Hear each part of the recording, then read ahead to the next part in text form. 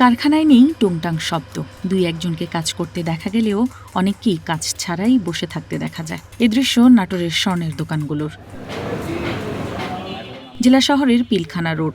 ঈদকে কেন্দ্র করে স্বর্ণের এই দোকানগুলোতে ক্রেতাদের পদচারণায় সরগরম থাকত দিনের বেশিরভাগ সময়। এখন সেখানে শুনশান নীরবতা, অধিকাংশ দোকানেই ক্রেতা সংকট। স্বর্ণ শিল্পীর যে একটা ঐতিহ্য ছিল, ঈদের আগে যে কাজ কামের একটা চাপ ছিল, বিগত বছরে আমরা করে আসছি, তো বর্তমানে আমাদের সেই কাজ নাই। আমরা যতগুলা কারিগর এই নাটোর শহরের মধ্যে আছি বর্তমান, খুব করুণ দৃশ্য। কারণ আমরা আগে করতাম সোনার কাজ, এখন চান্দির কাজও কেউ মানুষ নেয় না। 6 মাস যাবৎ কাজ নাই, কোনো কারিগর সবার মোবাইল টিপে সময় কাটায়।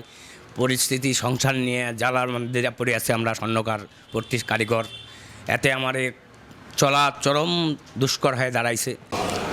55 বছরের প্রতি থাকি, আগে যা করছি এখন সেই কাজ কাম নাই, মেলা কম।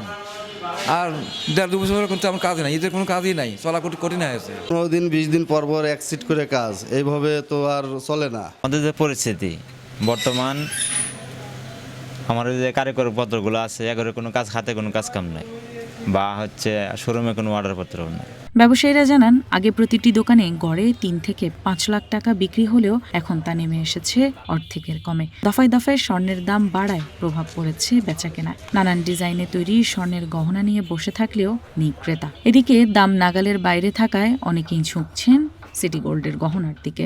বর্তমানে আমাদের বাজারে কোনো কাজ কাম নাই, অর্ডার পাতি তো নাই বললেই চলে, আর কাস্টমার তো ঢুকতেছেই না।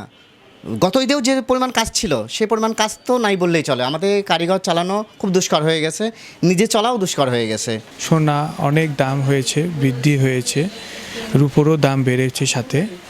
এই জন্য ব্যবসা প্রতিষ্ঠান প্রায় বন্ধের সম্মুখীন হয়ে যাচ্ছে আর কি। আমাদের ব্যবসার পরিস্থিতি বর্তমানে অনেক খারাপ হয়ে গেছে, কারণ গত ঈদেও আমাদের ব্যবসা বাণিজ্য মোটামুটি ভালো ছিল, অনেকটাই ভালো ছিল, কিন্তু এইবার সোনার দামটা অনেক বেশি হওয়ার কারণে একদমই বেচা কিনা নেই। বর্তমানে কারিগরের অবস্থাও খুব খারাপ, ঠিক আছে। এখন সপ্তাহে দেখা যাচ্ছে যে মাসে 2 দিন কাজ করে আর বাদ বাকি বসে থাকা লাগে, এই আর কি।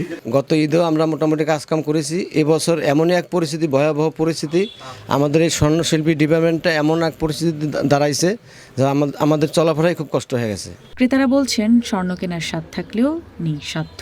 দাম কমলে তবেই স্বপ্ন পূরণ। এতটাই দাম বেশি যে এবার কিনতে আসছে, এখন কিনবো কি কিনবো না ভাবছি। গত ঈদেও কিনছি কিছুটা কম, মানে এবারে অনেক দাম বেশি, এত দাম বেশি যে আমরা কিনতে পারছি না। ব্যবসায়িক নেতারা বলছেন, দীর্ঘ ব্যবসায়ী জীবনে এমন মন্দা দেখেননি তারা। কর্মচারীদের বেতন পরিশোধ নিয়েও রয়েছে দুশ্চিন্তা। ইতিপূর্বে ঈদের দিনে প্রতি বছরই যাই হোক কম বেশি আমাদের ব্যবসা বাণিজ্য হয়, এবার তো একবারেই খারাপ। আমার ব্যবসার জীবনে আমি এরকম মন্দা দেখি নাই। এতে প্রত্যেকটা দোকানদার ক্ষতিগ্রস্ত। আমার এই ব্যবসার সাথে 1-1.5 হাজার শ্রমিক আছে, তারা কারিগর, তারাও বসে আছে, তাদের সংসার চালানো এখন কঠিন অবস্থা হয়ে পড়েছে। নাটোর জেলায় স্বর্ণের দোকানের সংখ্যা প্রায় 200, আর এই পেশাকে কেন্দ্র করে জীবিকা নির্বাহ করেন প্রায় 2500 কারিগর। One national desk.